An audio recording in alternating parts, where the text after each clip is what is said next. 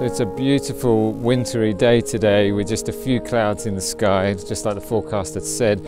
It's pretty muddy underfoot and very windy, and I don't know how that's going to affect what I've come to photograph today. So I'll just have to wait and see. But I've got an hour or so before I need to get set up, so I think I'm just going to have a walk around and enjoy the surroundings a bit.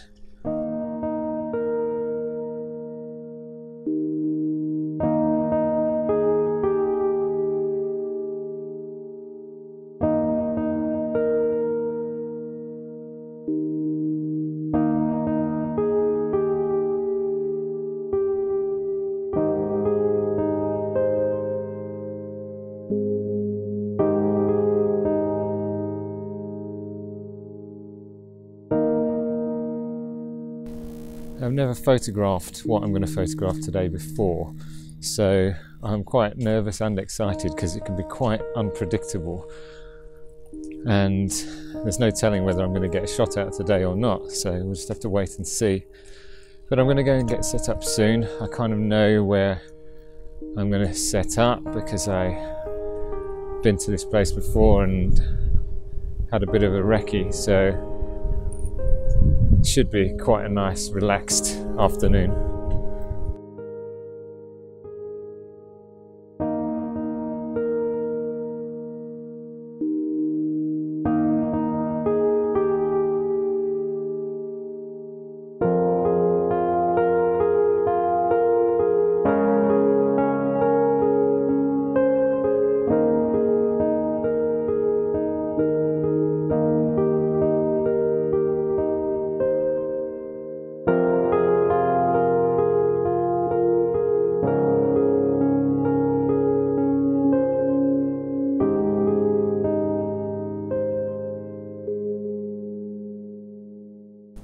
So the composition that I've got set up here is I've got in the bottom part of the image some of the reeds on the shoreline, which kind of lead round in a bit of a loop, guiding your eye towards a tree that's on the horizon. Then there's a few clouds in the sky which will hopefully catch a bit of the setting sun.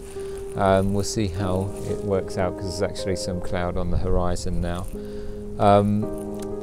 I am fully prepared to actually change my composition at the last minute because what I'm about to see is likely to keep me on my toes, so we'll just have to wait and see.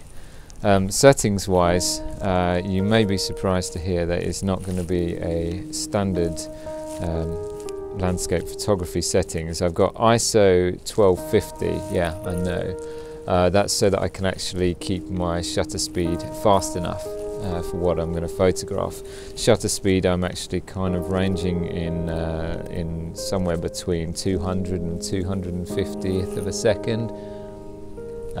That's because it is very windy for one today, but I want to be able to freeze motion.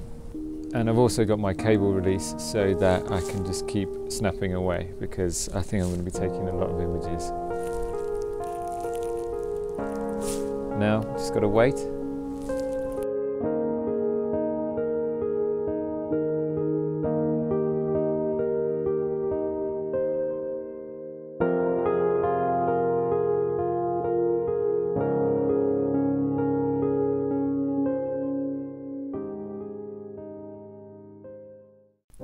By all accounts, you can get some pretty amazing images by the looks of things, but I think a lot of it really just comes down to chance. So I think I want to do a bit of planning so that I can hopefully increase those odds.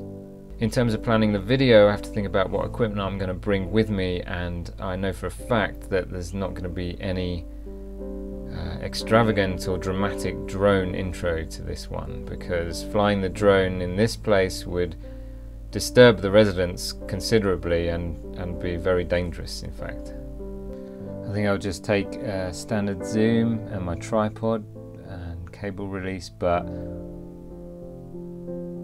I don't even know if I'll need the tripod, as I might have to do this handheld. I want to get a bit of an idea of how it's actually going to be, so I've got some time today, and even though the weather's not that great, I think I'll head out there for a bit of a recce. So this is actually the day before I'm setting up to take my shot, and I've come for a bit of a recce to try and find a composition beforehand so that I can get here early tomorrow and make sure that I get my spot, because I think it can get quite busy here. And so at the moment I'm looking at a bit of a tree that's kind of out on the horizon over there, and there's also a church in one of the neighbouring villages. Yeah, I don't know, I'll continue walking and see what I can see. So this is one option from a hide, which is a possibility, but this has got a nice curve in the reeds that still incorporate that tree that I saw, and there's a lot of water here, so if the clouds are high enough, it's supposed to be better weather tomorrow, so if the clouds are high enough, then it means that there might be some nice kind of sunset colours reflected in the water. So I'm not really sure. I'll see if I take a shot here now with my big camera and see if I'm happy with it, and then I'll go back to the other point. But first I think I'm going to check the weather for tomorrow. Okay, so if I look at tomorrow, it's quite a high chance of low cloud, not much medium cloud and not much high cloud, so might not get some amazing colours, but there might be some clouds in the sky that will add a bit of interest. It is kind of forecasted to possibly rain around about the time that this will be happening, so yeah, we'll see. Starlings are pretty common in the UK, and they can be seen in the average garden feeding, but it's when they come to roost at the end of the day when something quite spectacular happens. Here they come.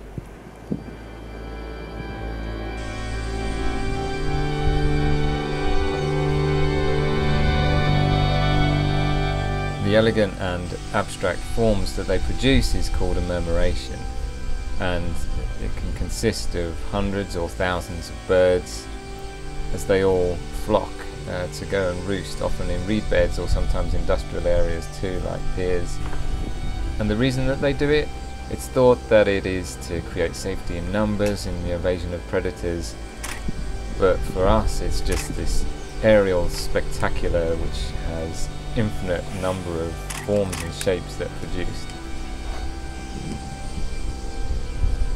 They're coming around again. Can't really keep up with them. And whether or not I get a good image of this murmuration, I think I would just be very happy to see it. That was just incredible. I mean, I don't know if you can hear them now, but they are now roosting in the reeds right next to this hide, which I didn't expect, and they were coming right in over my head, and I had to take the camera off the tripod and I was bouncing around handheld.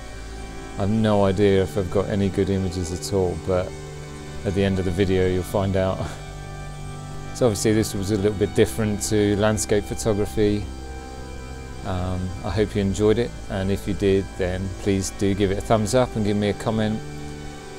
And if you're new to my channel, this is the first video that you watched. Sorry, I can't stop watching these birds. But if you're new to my channel and this is the first video that you watched, then go and check out some of my back catalogue, and if you like what you see, then consider subscribing. And anyone that is subscribed, make sure that you've clicked the bell icon so that you get notified of any of my future videos.